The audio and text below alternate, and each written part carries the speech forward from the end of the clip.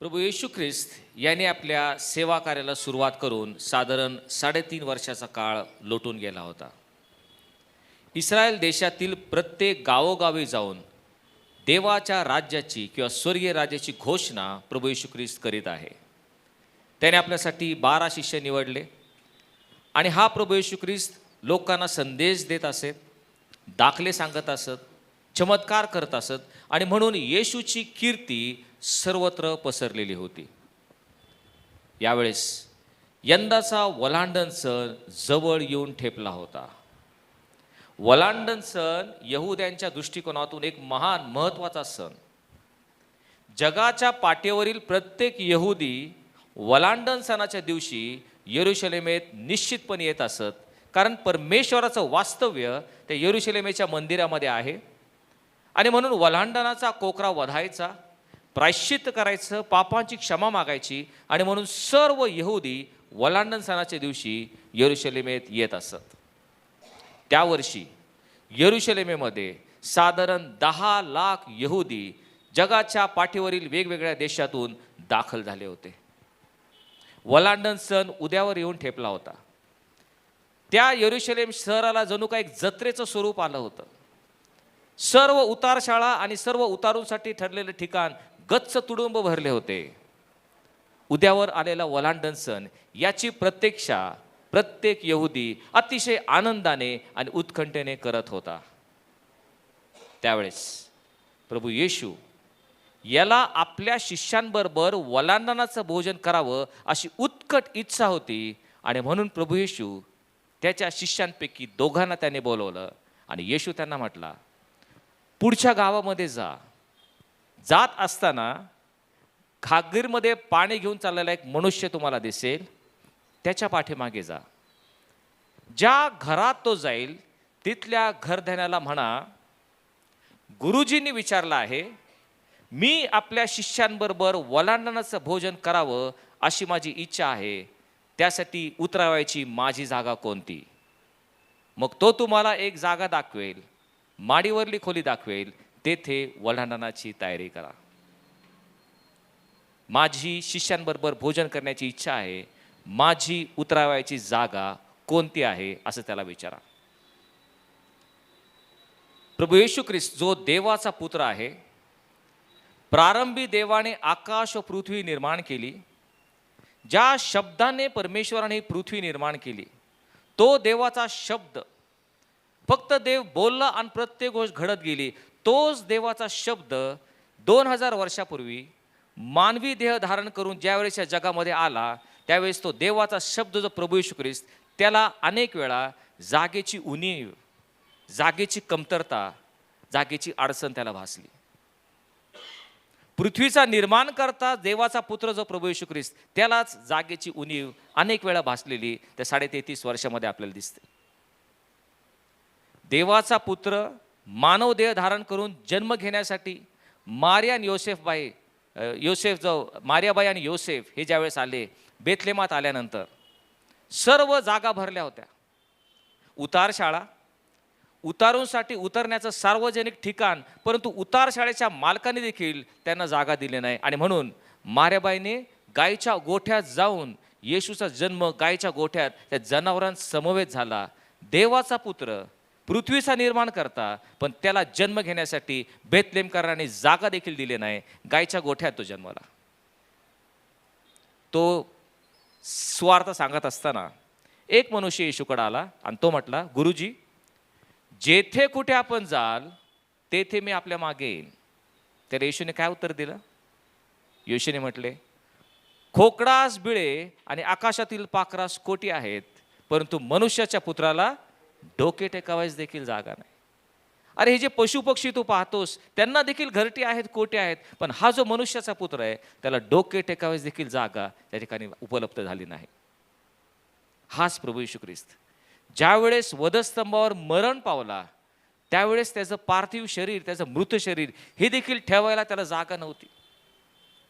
योसेफ अरमथायकर नावाचा एक धनवान मनुष्य, त्याची कबर त्यांनी उसनी घेतली आणि त्या उसन्या कबरेमध्ये त्या येशूचा पार्थिव देह ठेवण्यात आला. येशूला नेहमीच जागेची अडचण, जागेचा अभाव दिसलेला आहे. आता हाच येशू आपल्या शिष्यांना म्हणतो, जा आणि माडीवरल्या खोलीत आपल्या वलांडणाची तयारी करा.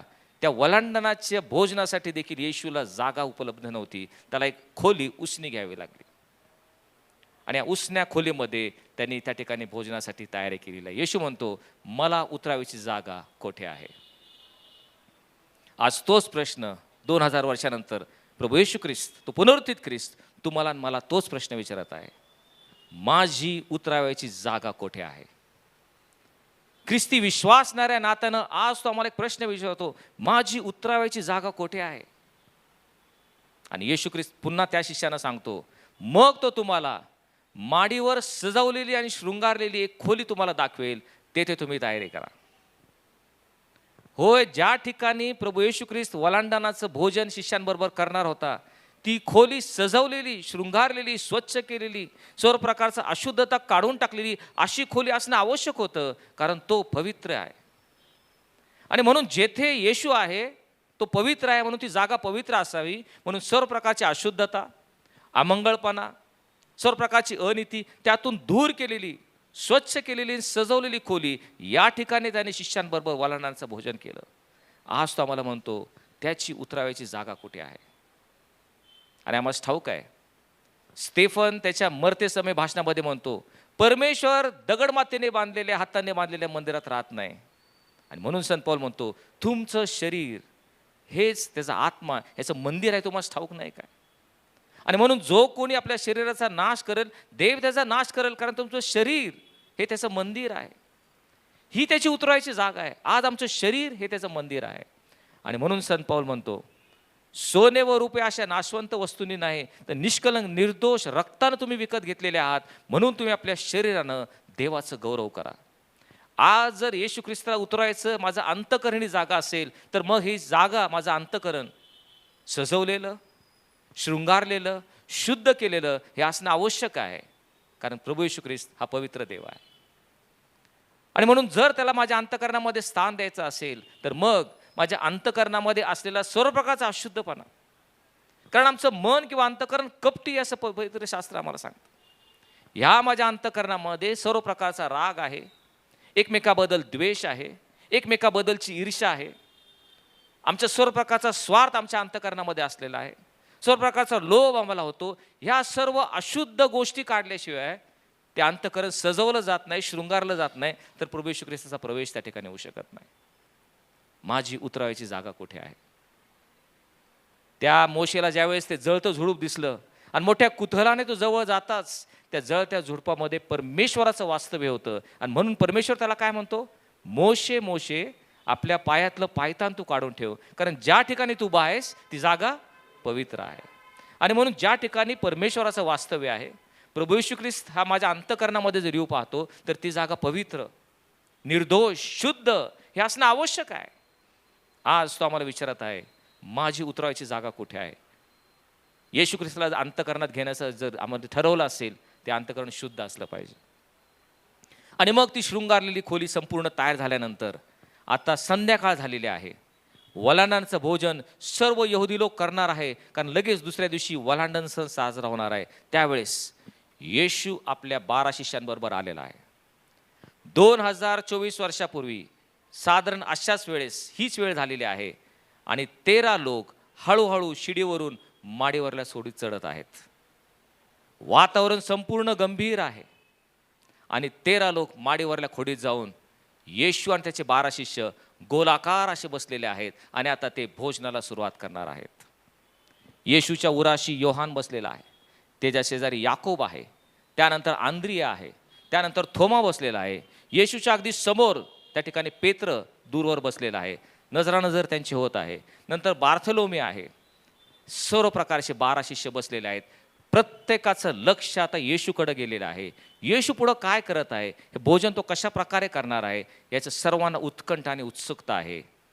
त्याच वेळेस प्रभू येशू ख्रिस्त हे गंभीर वातावरण असताना प्रत्येकाच्या डोळ्यामध्ये बघतो, प्रत्येकाच्या डोळ्यामध्ये एक प्रकारचं कुतूहल किंवा थोडक्यात भय, की आता हे वलांडणाचं भोजन आमचा गुरु कशा प्रकारे करणार आहे. हे पाहताच त्या गंभीर वातावरणामध्ये जणू काही स्मशान शांतता झालेली आहे. तेथेच प्रभू येशू ख्रिस्त एक मोठं गौप्यस्फोट करत आहे.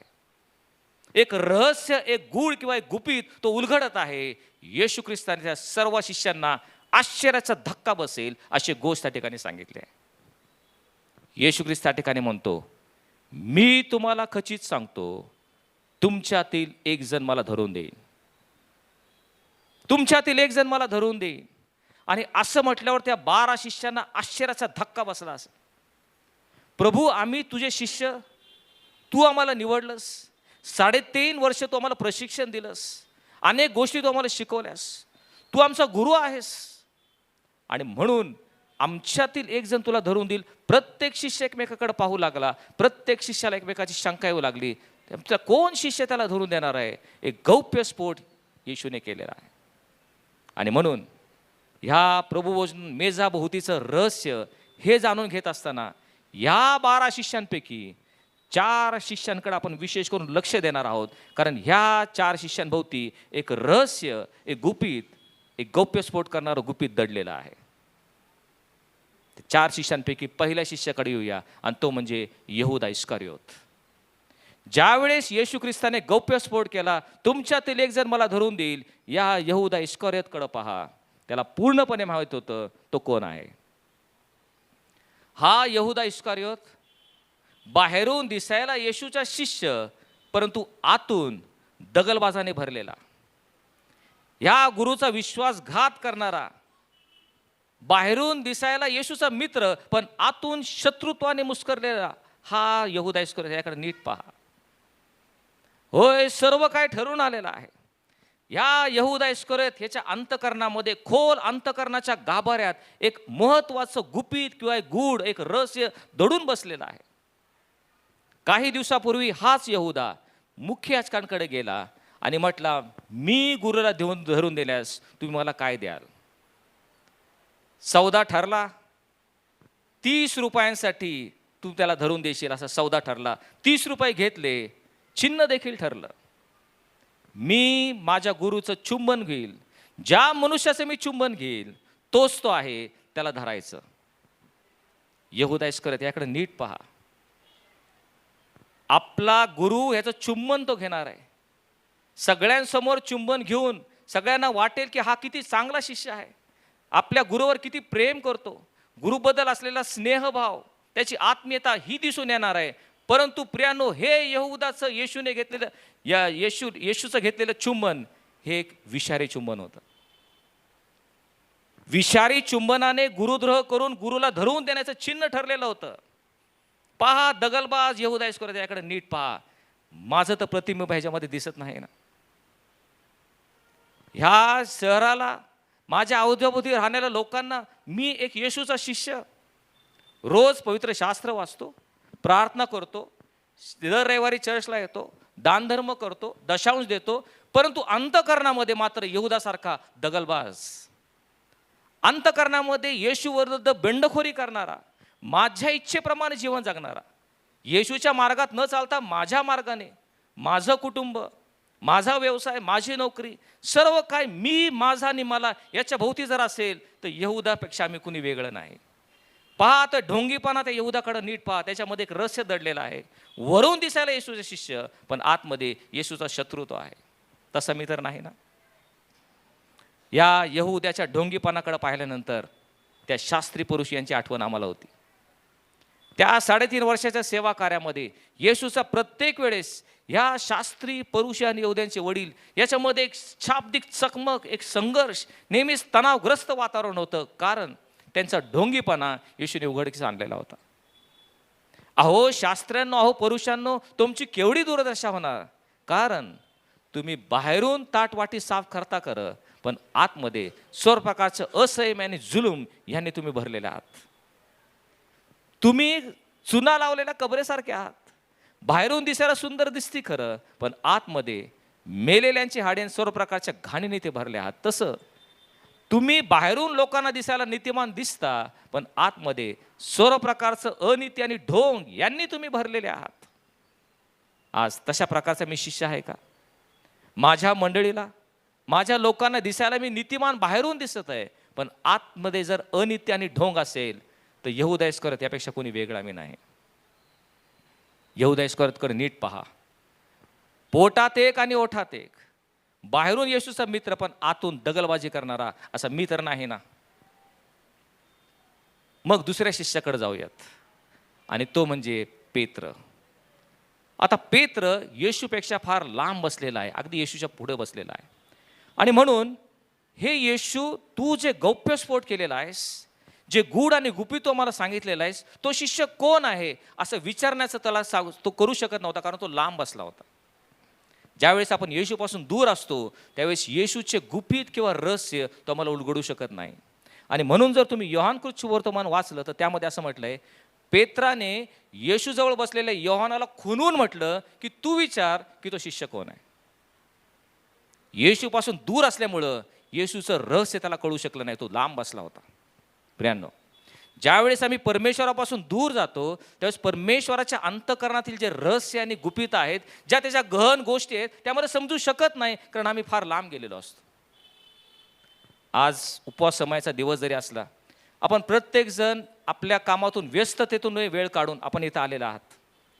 आपण वेळ काढून या ठिकाणी येऊन उपासना घेतात. आज आपण देवाचं वचन ऐकत आहात. आपण प्रत्यक्ष हे देवाचं वचन ऐकत आहात. हे तुम्हाला अतिशय उत्तम रीतीने समजत आहे का तुम्ही प्रत्यक्ष इथं हजर आहात. तुम्ही घरी गेल्यानंतर तुमचे घरचे लोक विचारतील काय संदेश दिला होता. तुम्ही कदाचित संदेशाचे थोडे काय गोष्टी सांगाल, पण पूर्णपणे ते त्यांना समजणार नाही, कारण ते प्रत्यक्षात इथं हजर नाहीत.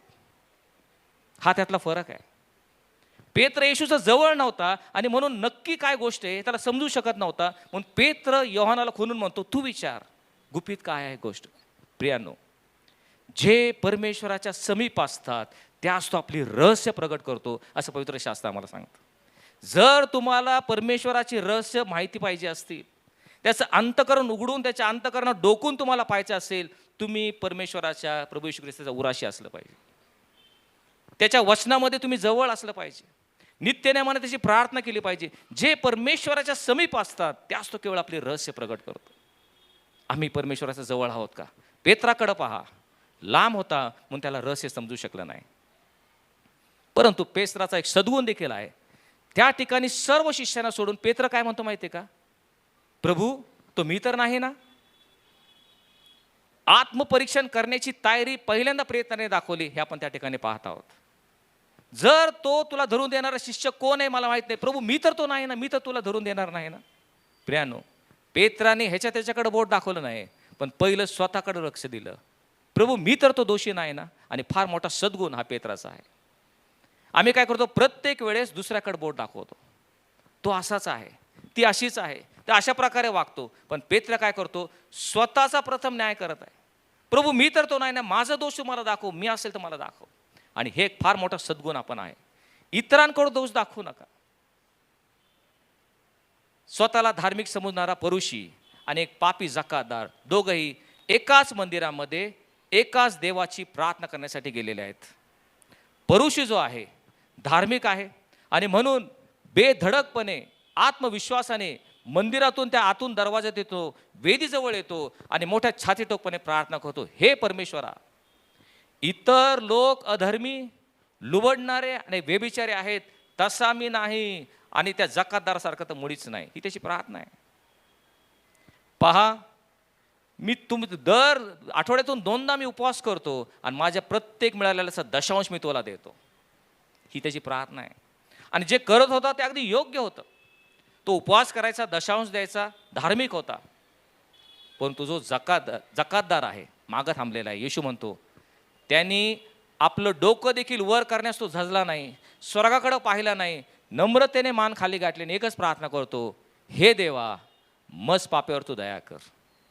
त्याने कुणाचे दोष दाखवले नाही, स्वतःकडे दोष घेतला, हे देवा मज पापेवर तू दया कर. येशू म्हटला, तो जकातदार अधिक नीतिमान ठरून आपल्या घरी गेला. आणि येशू ह्याचा सारांश सांगताना म्हणतो, यास्तो जो कोणी स्वतःला उंच करतो तो नमविला जाईल, जो कोणी स्वतःला नमवतो तो उंच केला जाईल. प्रियांनो, इतरांवर दोष दाखवू नका, स्वतःचा न्याय करा. कारण मत्तेकृत सुवर्तमानाचा 7वा अध्याय 1 वचन, तुमचे दोष काढण्यात येऊ नये म्हणून तुम्ही कोणाचे दोष काढू नका. कारण ज्या प्रकारे तुम्ही दुसऱ्यांचे दोष काढताल त्याच प्रकारे तुमचे दोष काढण्यात येतील. ज्या मापानं तुम्ही मापून द्याल त्याच मापानं पुन्हा तुम्हाला मापून देण्यात येईल. पेत्राकडे पहा, ह्याच्या त्याकडे बोट दाखवत नाही, तो मी तर नाही ना. त्या वधस्तंभावरील चोराकडे पहा. तो खरोखर चोर होता, कदाचित लुटारो असेल, दरोडेखोर असेल, खुनी असेल, पण त्या वधस्तंभावर असताना त्या दुसऱ्या चोरासारखा नाही. तो काय म्हणतो, अरे तू देवाला भीत नाहीस काय? आपण तर आपल्या कर्माची योग्य फळं भोगत आहोत, याने तर काही अयोग्य केला नाही. आणि मग तो येशूला म्हटला, हे येशू, तू आपल्या राजाधिकाराने येशील तेव्हा माझी आठवण कर. आणि त्या क्षणी येशू त्याला म्हणतो, तू आज मजबरोबर सुखलोकात असशील. एकच कारण आहे, किती जरी तो चोर असेल, दरोडेखोर असेल, कदाचित खुनी असेल, पण जे काय अपराध त्याने केलेला आहे, अक्षम्य अपराध आहे, पण त्याने आपला दोष पदरी घेतला. होय प्रभू, माझ्या पापांसाठी मी स्वतः जबाबदार आहे, मी हे कुकर्म केलेले आहेत, मज पाप्यावर तू दया कर, माझी तू आठवण कर. त्याच वेळी येशू म्हणतो, आज तू मज बरोबर सुखलोकात असशील. पेत्रासारखं होऊयात, इतरांचा दोष काढण्यापेक्षा स्वतःकडे लक्ष देऊयात. प्रभू मी तर तो नाही ना. त्या 12 शिष्यांपैकी तिसरा शिष्य ज्याच्याकडे हे गुपित किंवा रहस्य दडलेलं आहे, तो म्हणजे योहान. हा योहान येशूच्या उराशी बसलेला आहे. आणि म्हणून तो लवून येशूला म्हणतो, हे प्रभू येशू, तो कोण आहे? तेव्हा तो जवळ असल्यामुळं येशू ते गुपित योहानाला सांगतो, मी ज्याला घास बुचकळून देईल तोच तो आहे. योहान येशूच्या उराशी होता, म्हणून येशूचं रहस्य ते योहानाला समजू शकलं. हे आम्ही लक्षात ठेवलं पाहिजे. ज्यावेळेस आम्ही परमेश्वराच्या समीप असतो, त्याच्या मार्गात आम्ही चालतो, त्याच्या इच्छेप्रमाणे चालतो, परमेश्वर आपले गहन रहस्य तो आम्हाला प्रगट करतो. त्याच्या पवित्र आत्म्याद्वारे अनेक गोष्टीचं प्रगटीकरण तो आम्हाला करतो, कारण आम्ही येशूच्या उराशी असलं पाहिजे. आणि म्हणून येशूकडे जर योहानाकडे तुम्ही पाहिलं तर प्रत्येक वेळेस योहानकृत शुभवर्तमान जर तुम्ही वाचलं तर त्यामध्ये पेत्राचं नाव शिमोन पेत्र असं दिलेलं आहे, यहुदाचं नाव यहुदा इस्करियोत असं दिलेलं आहे, परंतु योहानाचं नाव योहान म्हणून कधीच लिहिलेलं नाही. काय म्हणून त्याला ओळखलेलं आहे योहानकृत शुभवर्तमानामध्ये? ज्याच्यावर येशूची प्रीती होती असा शिष्य. प्रत्येक ठिकाणी योहान हे नाव लिहिता काय लिहिलंय? ज्याच्यावर येशूची प्रीती होती तो शिष्य. असा मी शिष्य आहे का? ज्याच्यावर येशूची प्रीती आहे असं मी आहे का? आपण प्रत्येकजण येशूवर प्रीती करतो, परंतु आज त्या येशूने मला माझ्या नावानं पुकारण्यापेक्षा असं जर मला म्हटलं की ह्या शिष्यावर माझी अधिक प्रीती आहे, ते किती उत्तम होईल नाही का? आणि म्हणून योहान हा येशूच्या उराशी आहे म्हणून त्याला गुपित समजलं. पहा, त्या आणीबाणीच्या वेळेस ज्या वेळेस येशू ख्रिस्ताला काल्वरी टेकडीवर घेऊन गेले, त्याला त्या वधस्तंभावर खेळलेलं आहे, त्यावेळेस सर्व शिष्य आपापल्या घरी पळून गेले असं म्हटलेलं आहे. आणि येशूने भाकीत केलं होतं, पहा मेंढपाळाला मारतील आणि प्रत्येकाची दानादान होईल, तुम्ही आपल्या आपल्या घरी निघून जाल आणि मला एकटं सोडाल, पण मी एकटा नाही, कारण तो पिता मज बरोबर आहे. आणि अशा वेळेस सर्वजण आपल्या घरी गेलेत, पण तू ह्या 12 पैकी एकच शिष्य त्या काल्वरी टेकडीवर आपल्याला दिसत आहे. तो कोण आहे? योहान त्या ठिकाणी आम्हाला दिसतो. फार मोठं धैर्य करून आपल्या जीवाची पर्वा न करता रोमी शिपायांचा पारा तोडून त्या आपल्या गुरुच्या जवळ त्या वधस्तंभाच्या पायथ्याशी योहान दिसत आहे. तो ख्रिस्ताच्या किती समीप आहे, कारण येशूची त्याच्यावर अधिक प्रीती होती. तसा मी योहान तर आहे का? ख्रिस्ताच्या मी इतक्या समीप आहे का? आणि म्हणून आपल्या जवळ पाहून येशूने फार मोठी कामगिरी त्या वधस्तंभावरून योहानाकडे सोपवलेली आहे. बाई, पहा तुझा पुत्र, आणि मुला, पहा ही तुझी आई. त्यानंतर योहानाकडे ती मारेबाई 11 वर्ष राहिली. तिने आपल्या आईसारखं त्यांनी तिचं संगोपन केलेलं आहे. आणि 12 पैकी केवळ एकच शिष्य योहान असा आहे की तो मरेपर्यंत, शेवट त्याला नैसर्गिक मरण आलं, 95 वर्षाचा असताना त्याला प्रगटीकरण झालेलं आहे. संपूर्ण स्वर्गाचं प्रगटीकरण योहानाला झालं आणि तो फक्त वयोवृद्ध होऊन म्हातारपणात तो मरण पावला. असं एकच योहान आहे. मी ते योहानासारखं तर आहे का? परमेश्वराजवळ मी आहे का? आत्मपरीक्षण केलं पाहिजे. आणि त्या रहस्यामध्ये असलेली चौथी व्यक्ती म्हणजे स्वतः प्रभू येशू ख्रिस्त. ह्या प्रभू येशू ख्रिस्ताला पूर्णपणे अगोदरच माहिती होतं की रहस्य किंवा गुपित काय आहे, कोण मला धरून देणार आहे याची पूर्ण खात्री येशूला होती. कारण ज्यावेळेस त्याने घास बुचकळून यहुदाला दिला आणि यहुदाला त्याने म्हटलं जे काय करायचे ते लवकर कर, आणि यहुदा निघून गेला, पण कुठल्याही शिष्याला कळालं नाही की तो काय म्हणत आहे. शिष्यांना वाटलं वलांडणासाठी काय गोष्टी घ्यायच्यात किंवा गरगरिबांना काय पैसे द्यायचे हे येशू त्याला सांगत आहे. तो निघून गेला. शिष्यांना माहीत नव्हतं, पण येशूला पूर्णपणे माहीत होतं की हाच तो मला धरून देणार आहे. परमेश्वरापासून आमची कुठली गोष्ट गुप्त नसते. परमेश्वर तुम्हाला आणि मला कसं ओळखतो माहिती आहे का? बरेचदा आम्ही गुप्तपणे एकांतात असताना आम्ही पातक करतो, अपराध करतो, परमेश्वराच्या इच्छेविरुद्ध वागतो. आम्हाला वाटतं कुणीच पाहिलेलं नाही. आमच्या कुटुंबाने पाहिलेलं नाही, माझ्या नवऱ्याने पाहिलेलं नाही, बायकोने पाहिलेलं नाही, माझे लेकरं या ठिकाणी नाहीत, शेजार पाजारचे नाहीत. मी पातक करताना असं वाटतं मी एकटा केले, मला कोण पाहणार. परंतु दावीदाला जो अनुभव आलेला आहे, स्तोत्र 139 मध्ये फार सुंदर रीतीने लिहितो. तो काय म्हणतो माहिती आहे का? हे परमेश्वरा, तू मला पारखिले आहेस, तू मला ओळखतोस. परमेश्वर आम्हाला काय पारखणारा म्हणजे काय? निरखून पाहणारा. त्याला आमच्या सर्व गोष्टी माहिती आहेत, आमचा स्वभाव त्याला माहिती आहे, आमचे आचार विचार आणि उच्चार हा पारखून त्याने आम्हाला घेतलेले. असा तो परमेश्वर आहे, त्याच्यापासून कुठली गोष्ट गुप्त राहत नाही. माझे बसणे व उठणे हे तू जाणतोस, माझे चालणे व माझे निजणे हे तुला समजतोस, तू दुरून माझे मनोगत समजतोस. परमेश्वर कुठं वास्तव्य आहे त्याचं? स्वर्गामध्ये. स्वर्गामधून तो म्हणतो माझं मनोगत तू, माझ्या मनात काय विचार चाललेत हे तू स्वर्गात असताना सुद्धा माहिती आहे. तू दुरून माझे मनोगत समजतोस. माझ्या एकंदर वर्तनक्रमाची माहिती तुला आहे. मी दिवस सुरू करण्यापूर्वी मी दिवसभरात काय करणार आहे हे अगोदरच तुला माहिती आहे. माझं एकंदर वर्तनक्रमाची माहिती तुला आहे. तुला मुळीच ठाऊक नाही असा एकही शब्द माझ्या मुखातून निघत नाही. माझ्या मुखातून उच्चार होण्यापूर्वी प्रत्येक शब्द परमेश्वराला आधीच ठाऊक आहे. इतका तो आम्हाला जवळून पारखणारा परमेश्वर आहे, त्याच्यापासून कुठली गोष्ट गुप्त राहत नाही. तू मागून पुढून मला वेढिले आहेस, तू आपला हात मजवर ठेवलेला आहेस. आणि म्हणून दावीद म्हणतो, हे ज्ञान माझ्या कल्पने पलीकडचं आहे, हे अगम्य आहे, हे माझ्या आवाक्याबाहेरचं आहे. त्याला कळत नाही ह्या परमेश्वर असा कसा आहे, त्याचं आकलन मला होणं अशक्य आहे. परमेश्वरा, तुला सर्वच माझ्या गोष्टी माहिती आहेत. दावीद म्हणतो, हे परमेश्वरा, तुझ्या आत्म्यापासून मी कुठे जाऊ? तुझ्या समक्षतेपासून मी कुठे पळून जाऊ? मी वर आकाशात गेलो तरी तेथे तू आहेस. मी आपले अंथरूण अधोलोके केले तरी तेथे तू आहेस. पहाटेचे पंख धारण करून मी समुद्राच्या पलीकडे गेलो तरी तुझा हात मला नेईल. निदान अंधकार मला लपू असे मी म्हटले तरी अंधकार मला लपू शकत नाही, कारण रात्र दिवसाप्रमाणे तुझ्या समोर प्रकाशते, काळोख व उजेडी तुला सारखीच आहेत. प्रभू, मी तुझ्यापासून कुठं जाऊ? मोशे त्या ठिकाणी म्हणतो, आमचे सर्व गुप्त पातके तू आपल्या मुखप्रकाशात ठेवलेले आहेस. आम्हाला वाटतं आमची पातकं गुप्त आहेत, पण ते लख मुखप्रकाशामध्ये परमेश्वराचा चकाकत आहेत. आणि तसंच दावीद म्हणतो, माझं अंतर्याम तूच घडवलंस, माझ्या आईच्या उदरी तूच माझी घडण केलीस. भयपद व अद्भुत रीतीने माझी घडण होत असता, पृथ्वीच्या खोल गाभाऱ्यात मी घडत असताना माझी आकृती तुला अवगत होती. आणि मी पिंडरूपाने माझ्या आईच्या गर्भात असताना तुझ्या नेत्रांनी मला पाहिलं, आणि माझा एकही दिवस उगवण्यापूर्वी तुझ्या वहीत सर्व काही लिहून ठेवलं होतं.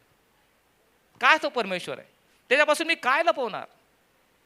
ते येशूला पूर्णपणे माहीत होतं यहूदा काय करायला जाणार आहे. तसंच तुमच्या माझ्या वैयक्तिक जीवनाबद्दल, कौटुंबिक जीवनाबद्दल परमेश्वर ए टू झेड अगदीच खडानखडा तो सगळं काय जाणतो, त्याच्यापासून कुठली गोष्ट गुप्त राहत नाही.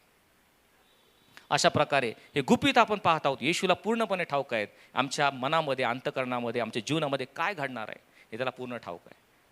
आणि हे रहस्य घडल्यानंतर मग प्रभू येशू ख्रिस्त ह्याने प्याला घेतला आणि उपकार स्तुती करून आपल्या शिष्यास दिला आणि म्हटले, तुम्ही सर्व यातून प्या, कारण तुमच्या व बहुतांच्या पापांच्या क्षालनासाठी ओतिले गेलेले हे नव्या कराराचं माझं रक्त आहे. जितकेदा तुम्ही प्याल तितकेदा माझ्या स्मरणार्थे करा. आणि हे झाल्यानंतर येशू ख्रिस्त हळूच त्या प्याल्यामध्ये पाहतो, तर जणू काय येशूच्या त्या प्याल्यामध्ये एक भयंकर असं वादळ, एक तुफान उठलेलं ते येशूला दिसत आहे. येशूच्या प्याल्यातलं वादळ कोणतं आहे त्याकडे आपण शेवटी थोड्या वेळ पाहणार आहोत. येशू त्या प्याल्यामध्ये पाहतो, एक वादळ त्याला दिसतं. का त्याला वादळ दिसतं? कारण त्या प्याल्यामध्ये फक्त द्राक्षरस आहे एवढंच त्यांनी पाहिलं असतं, त्याला दिसलं असतं, तर गेत्सेमने बागेमध्ये हे पित्या, शक्य झाला तर हा प्याला तू माझपासून दूर कर, असं तो कधीच म्हटला नसतं. त्या प्याल्यामध्ये काहीतरी भयंकर गोष्ट होती. एक वादळ उसळी घेत होतं, एक सुनामी त्या प्याल्यामध्ये येणार होती. तो त्या ठिकाणी प्याला ते पाहत होता. आणि म्हणून गेत्सेमने बागेमध्ये म्हणतो, हे बाप्पा, शक्य झालं तर प्याला तू माझपासून दूर कर. येशूच्या प्याल्यातलं वादळ कोणतं होतं? ज्यावेळेस तो त्या प्याल्यात डोकून पाहतो त्यावेळेस त्याला काय दिसतं? त्याला दिसत आहे आता ह्या प्याल्या प्राशन केल्यानंतर थोड्याच वेळेत आम्ही सर्व शिष्य जाऊ गेत्सेमने बागेत जाऊ. तिथे माझ्यावर एक आणीबाणीची वेळ येणार आहे. रोमी शिपाई लवकरच मला धरावायस येणार आहे. मला शक्ती आणि सामर्थ्याची गरज आहे. त्यावेळेस ह्या माझे 3 आवडते शिष्य पेत्र, याकोब आणि योहान त्यांना मी सांगणार आहे जागृत राहा आणि प्रार्थना करा, मला तुमच्या प्रार्थनेची गरज आहे. त्यावेळेस तिघही शिष्य झोपी गेलेले तो त्या प्याल्यात पाहत आहे. त्या प्याल्यातलं वादळ त्याला दिसत आहे. माझे 3 आवडते शिष्य ज्याच्यावर माझी एवढी भार आणि भिस्त आहे ते माझ्या आणीबाणीच्या वेळी झोपी जाणार आहेत. माझ्यासाठी प्रार्थना करण्यासाठी देखील त्यांचे डोळे जड जाणार आहेत. हे भयंकर वादळ त्या प्याल्यामध्ये येशू पाहत आहे आणि म्हणून तो म्हणतो प्याल्यातलं वादळ किती भयंकर आहे या ठिकाणी तो पाहत आहे. आणखी त्याला त्या प्याल्यामध्ये काय दिसतं त्या ठिकाणी तो पाहतो ज्या माझ्या शिष्याला मी स्वतः निवडलं, 3.5 वर्षे त्यांची त्या ठिकाणी सेवा केली, 12पैकी एक शिष्य, 3.5 वर्षे त्यांना प्रशिक्षण दिलं, माझा आवडता शिष्य, परंतु हा माझा शिष्य माझ्याबरोबर एक विश्वासघात करणार आहे. हा यहुदा म्हटलेला इस्कारियोत ज्याच्यावर मी एवढी भार आणि भिस्त टाकली, या संपूर्ण ह्या संघाचा त्याला ट्रेझरर केला, त्याच्याकडे डबी आहे, त्याच्यावर मी एवढी जबाबदारी टाकली, हाच यहुदा इस्कारियोत केवळ 30 चांदीच्या नाण्यासाठी मला गुरुद्रोह करून चुंबन घेऊन तो मला पकडून देणार आहे, विश्वासघात माझा करणार आहे. हे त्या प्याल्यामध्ये येशू पाहत आहे. त्याच्या प्याल्यातलं वादळ अधिक रौद्र रूप धारण करायला लागलं, भयंकर व्हायला लागलं, लाटा उसळू लागल्या. पुन्हा तो त्या प्याल्यामध्ये पाहतो, त्याला काय दिसतं? माझा आवडता शिष्य पेत्र, ज्या पेत्राला मी म्हटलं होतं हे पेत्रा तू खडक आहेस, तुझ्या खडकावर मी आपली मंडळी स्थापिन, एवढा माझा आत्मविश्वास आहे माझ्या पेत्रावर आहे. हा पेत्र मला 1 नाही 2 नाही 3 वेळेस मला नाकारणार आहे. तो शपथ घेऊन म्हणणार या मनुष्याला मी ओळखत देखील नाही. हे भयंकर चित्र येशू ख्रिस्त त्या प्याल्यामध्ये पाहत आहे की माझा आवडता शिष्य मला नाकारणार आहे. हे प्याल्यातलं वादळ आपण कधी पाहिलंय का? माझा आवडता शिष्य मला नाकारेल. पुन्हा येशू ख्रिस्त त्या प्याल्यामध्ये पाहतो आणखीनच भयंकर वादळ उसळी मारत आहे, भयंकर त्याचं अंतकरण छिन्न विच्छिन्न होत आहे असं वादळ त्याला प्याल्यामध्ये दिसतं. काय त्याला दिसतं? शास्त्री, पुरुष आणि यहुद्यांचे वडील, धर्मपुढारी, त्या नियमशास्त्र कोळून प्यालेले लोक हे येऊन माझ्यावर खोटे आरोप करत आहेत. त्या पिलातासमोर ह्या ठिकाणी खोटे आरोप करून मला धरवून देत आहेत. हेच लोक की ज्यांच्यासाठी मी नियमशास्त्र दिलं, परंतु हेच नियमशास्त्र मोडून मला धरून देण्याच्या बेतात आहेत. हे भयंकर वादळ येशू ख्रिस्त त्या प्याल्यामध्ये पाहत आहे. येशू ख्रिस्त अंतकरणातून छिन्न विच्छिन्न होते, व्याकुळ झालेला आहे आणि पुन्हा तो प्याला डोकून पाहतो. त्याला भयंकर चित्र दिसतं. त्याला काय दिसतं? केवळ 4 दिवसाच्या अंतरावर ह्याच लोकांनी आले, आनंदाने झावळ्या घेऊन माझा जय जयकार केला. होय, ज्यावेळेस मी येत होतो गाढवीच्या समोर आपली बाह्य वस्त्र टाकले, हातात झावळ्या घेतल्या, होसान्ना होसान्ना, प्रभूच्या नावाने येणारा राजा धन्यवादित असो, असा जयघोष आणि जय जयकार केला. राजा म्हणून माझा स्वीकार केला. हेच लोक पिलातासमोर ह्याला वधस्तंभी द्या, ह्याला वधस्तंभी द्या, ह्याचं रक्त आमच्यावर आमच्या मुलाबाळावर असो. हे वादळ येशू त्या प्याल्यामध्ये पाहत आहे. ह्या लोकांचा दुटप्पीपणा, दगलबाजपणा, मानवी मनाचं काठिण्य किती आहे हे येशू ख्रिस्त त्या प्याल्यामध्ये पाहत आहे. त्याचं वादळ अधिक वाईट आणि भयंकर होऊ लागलेलं आहे. त्या ठिकाणी तो पाहतो वादळ चालू असताना रोमी शिपाई आले, त्याला धरले, चापकाचे फटके त्याला मारत आहेत. संपूर्ण छाती या ठिकाणी रक्तबंबाळ झालेली आहे, डोक्यात काट्यांचा मुकुट घातलेला आहे, स्वतःचा वधस्तंभ स्वतःलाच व्हायला सांगून जणू काय जिवंतपणे त्याची यात्रा काढलेली आहे, प्रेत यात्रा काढली. हे तो त्या प्याल्यात पाहत आहे. 3 अणकुचीदार खिळ्याने त्याला वधस्तंभाला खिळून 6 तास त्या ठिकाणी तो लटकत असलेला संपूर्ण चित्र त्याला त्या वादळामध्ये दिसतं. येशूच्या प्याल्यातले वादळ भयंकर आहे. आमच्या कल्पने पलीकडचं भयंकर वादळ ते या प्याल्यामध्ये तो पाहत आहे. परंतु आता शेवटी ते वादळ इतकी उसळी घेईल याची कल्पनाही त्याला नव्हती. असं भयंकर गोष्ट त्या वादळामध्ये तो पाहत. हे वादळ त्याचं जीव घेणं वादळ आहे. कारण त्या वादळामध्ये तो शेवटी काय पाहतो? त्या वधस्तंभावर गेलेला असताना ज्याच्याविषयी मला एवढी खात्री होती, मी शिष्यांना म्हटलं होतं तुम्ही सर्व मला सोडाल पण मी एकटा नाही, कारण पिता माझ्याबरोबर आहे. पण त्या वधस्तंभावर गेलेला असताना जगाचं पाप हरण करणारा देवाचा कोकरा म्हणून माझ्यावर पाप लादलेला असताना माझा प्रेमळ पिता देखील माझा त्याग करणार आणि ती माझी वधस्तंभावरील एकाकी लढत आणि झुंज आहे. हे तो त्या वादळात पाहतो आणि त्याचा थरकाप उडू लागतो. पिता आणि मी एक आहोत. ज्यांनी मला पाहिले त्यांनी पित्याला पाहिलेलं आहे. अनंत काळापासून पिता तू मजबरोबर आहेस, पण त्या वधस्तंभावर पित्याने माझा त्याग केलेला तो त्या ठिकाणी वादळात पाहत आहे. आणि मग तो म्हणतो, माझ्या देवा माझ्या देवा तू माझा त्याग का केलास. त्या पित्याने त्याला त्यागिलेलं नरकाग्नीच्या यातना भोगत असताना तो त्या वादळात पाहत आहे. भर दुपारच्या वेळेस त्या वधस्तंभावर जीभ आटून खापरीसारखी झालेली आहे. तहानेने तो व्याकुळ झालेला आहे. तो शरीर उन्हात होरपळून निघत आहे. आणि त्या स्थितीमध्ये पित्याने देखील त्याचं तोंड फिरवलेलं त्या ठिकाणी पाहतंय. माझ्या देवा तू माझा त्याग का केलास. हे भयंकर वादळ तो पाहत होता. आणि म्हणून तो म्हणतो, हे पित्या शक्य झालं तर हा प्याला तू माझपासून दूर कर. पण तू प्रियानो, येशूचं एक कथानक इथंच संपत नाही. इथं संपलं असतं ते एक मोठी शोकांतिका झाली असती. मग त्याने निर्णय घेतला, आपण वधस्तंभावर जायचं, जगाच्या तारणासाठी आपण मरण पाहायचं. आणि मग पुन्हा एकदा तो आता प्याल्यात पाहतो. आता त्याला काय दिसतं. ह्या प्याल्यामध्ये त्याला काय दिसत आहे.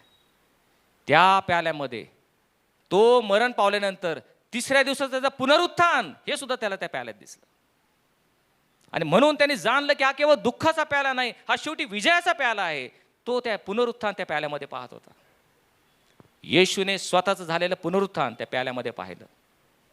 पुन्हा त्याने प्याल्यात डोकवलं. त्याला काय दिसलं. हा पेत्र ज्याने मला 3 वेळा नाकारलं, तो पेंटिकॉस्टच्या दिवशी सर्व यहुदी लोकांपुढे उभा राहतो, एक संदेश देतो आणि 3000 लोक ख्रिस्ताकडे वळतात, विश्वास ठेवतात, त्यांचा बाप्तिस्मा होतो. हे सुद्धा येशूने त्या प्याल्यामध्ये पाहिलं. 50व्या दिवशी पवित्र आत्मा त्या मंडळीवर आलेला आणि सर्व मंडळीमध्ये ऐक्य झालेलं हे देखील तो प्याल्यामध्ये पाहतो. आणि म्हणून येशू सुखावतो. त्या पेत्राने एका लंगड्याला बरं केलं. 5000 लोक येशूकडे आलेले हे तो पाहतो. आणि त्यानंतर 2000 वर्षाचा ख्रिस्ती मंडळीचा इतिहास, वेळोवेळी विश्वासणारे या ख्रिस्तासाठी दुःख सहन करत आहेत, रक्तसाक्षी होत आहेत, ख्रिस्तासाठी आपला प्राण देखील द्यायला तयार झालेत, हे सर्व येशू ख्रिस्त प्याल्यामध्ये पाहतो आणि त्याचा दुःखी झालेला जीव सुखावतो. आणि म्हणून त्या वादळानंतरची शांतता, त्यानंतर जे सुख आहे, जे भविष्य आहे हे तो पाहतो. आणि मग त्या पायातलं वादळ शमतं. आणि मग तो त्या गेतसेमने बागेमध्ये जातो आणि म्हणतो, हे पित्या शक्य झालं तर प्याला तू मजपासून दूर कर. आणि जणू काय काल्पनिक दृष्ट्या विचार करूयात, एक बाप लेक बोलत आहेत, पितावर आहे लेक, तो लेक जो आहे त्याशी बोलत आहे. आणि तो, हे पित्या जे शारीरिक यातना, वेदना, दुःख सहन, मरण हे सर्व मी सहन करायला तयार आहे, पण तुझा विरह, ते 6 तास तू मला परान्मुख होणार, तू आपली पाठ मस्कर करणार, तुझा विरह मला सहन होणारा नाहीये. आपली ताटातूट, आपला समेट न होणं हे मला सहन होणार नाही. हे कसंही करून हा वधस्तंभ टळू शकतो का. आणि जणू काय पिता त्याला उत्तर देतो, माझ्या परमप्रिय पुत्रा, 33.5 वर्ष माझ्या इच्छेप्रमाणे तू जगलास, निष्पाप, निष्कलंक, निर्दोष जीवन तू जगलास. तुला वधस्तंभावर जाऊन शिक्षा भोगण्याची कुठलीच गरज नाही, कारण तू एक निष्पाप जीवन जगलेला आहेस. परंतु जर तू त्या वधस्तंभावर गेला नाहीस, हा दुःखाचा प्याला तू प्राशन केला नाहीस, तर मग माझे इतर पुत्र आणि कन्या आहेत, त्यांना मात्र नरकाग्नीच्या वाटेत जावं लागेल. त्यांना अग्नीच्या सरोवरात गेल्याशिवाय दुसरा पर्याय राहणार नाही. हे ज्यावेळेस येशूने ऐकलं, लगेच येशू त्या ठिकाणी विचार करू लागला. पहा, तो येशू ख्रिस्त त्या गेतसेमने बागेमध्ये एक मोठ्या कठीण प्रसंगातून चाललेला आहे. त्याचा जीव व्याकुळ झाला असं म्हटला, तो उसासे टाकू लागला आणि जणू काय रक्ताचा घाम पडावा तसा घाम त्याचा पडत आहे. एक मोठा निर्णय त्याला घ्यायचा आहे. संपूर्ण जगाच्या पापाचं क्लेश त्याला भोगायचे आहेत. संपूर्ण जगाच्या तारण त्याच्यावर अवलंबून आहे. एक मोठा निर्णय त्याला घ्यायचा आहे. पुढं जायचं का मागं यायचं, पुढं जायचं का मागं यायचं, पुढं जाऊ का मागं येऊ. तुमचं माझं तारण येशूच्या त्या एका निर्णयावर अवलंबून होतं. मागं आलं तर देवाची जगाबद्दलची तारणाची योजना धुळीस मिळणार होती. पुढं गेलं तर तो भयंकर वधस्तंभ आणि पित्याचा त्याग त्याला सहन करावा लागणार होता. हा मोठा प्रश्न त्याने आपल्या पित्यावर सोडला. पित्या, तुझ्या इच्छेप्रमाणे हो. तेव्हा पिता त्याला म्हणतो, तुला ह्या वधस्तंभावर गेल्याशिवाय दुसरा पर्याय नाही. त्यावेळेस त्याने तो संपूर्ण प्याला घेतला आणि दुःखाचा प्याला प्राशन केला. त्याचं वादळ शांत झालं. हे येशूच्या प्याल्यातलं वादळ आम्ही कधी समजणार आहोत. ज्यावेळेस आम्ही या ठिकाणी पवित्र मेज घेतो, त्याचे भाकर आणि त्याचं रक्त आम्ही त्या ठिकाणी प्राशन करतो, त्यावेळेस या रक्ताचं मोल आम्ही कधी जाणणार आहोत? त्याने काय सहन केलं, त्या प्याल्यातलं व्याधळ किती होतं, हे आम्ही गांभीर्याने कधी ओळखलं आहे का? आणि म्हणून यापुढं ज्या ज्या वेळेस आम्ही या पवित्र सहभागी आम्ही सहभागी होऊ, येशू ख्रिस्ताने काय सोसलं हे आम्ही लक्षात घेतलं पाहिजे. तो त्याचा दुःखाचा प्याला तर होताच, परंतु नंतर पुनरुत्थानाचा आणि विजयाचा प्याला होता. प्रार्थना करूया. प्रभू, आज तू म्हणतोस मला उतरायची जागा कुठे आहे? होय परमेश्वर, आमचं अंतःकरण ही जी जागा आहे ते आम्ही आजपासून स्वच्छ करून, सजवून, शुद्ध करून, निर्मळ करून प्रभू आम्ही तुला अंतःकरणात आम्ही स्थान देतो. तू आमच्या अंतःकरणामध्ये ये परमेश्वर, तुझ्या आत्म्याद्वारे तू आमच्यामध्ये कार्य कर अशी मी तुझ्याकडे विनंती करतो. आज तू सांगितलेलं रहस्य, गुपित आणि गौप्य हे आम्हाला समजलं आहे परमेश्वर. आम्ही यहूदा इस्करियोतसारखं दगलबाजपणे नसावं, पेत्रासारखं आमचं स्वतःचं आत्मपरीक्षण करणारे, योहानासारखं तुझ्या जवळ, तुझ्या कुशी, तुझ्या उराशी बसणारे, आणि विशेष करून परमेश्वरा आमची कुठलीही गोष्ट तुझ्यापासून गुप्त नाही हे जाणून तुझ्या नजरेसमोर उत्तम आणि निष्पाप असं जीवन जगणारे आम्ही असावं असं तू कर. आणि खरोखर परमेश्वरा, आज तुझ्या प्याल्यातल्या वादळाचं गांभीर्य आम्हाला समजलं आहे. जी सुनामी तुझ्या जीवनामध्ये आली प्रभू ती आम्ही पाहिलेली आहे. आणि म्हणून इथून पुढे तुझा देह आणि तुझं रक्त प्राशन करत असताना मोठ्या गांभीर्याने, भयाने, सद्भयाने आम्ही ते घेण्यासाठी मग प्रत्येकाला तू पात्र कर. सर्व मागणं धन्यता प्रभू येशू ख्रिस्त याच्या नावाने मागितलं म्हणून तो ऐक. आमेन.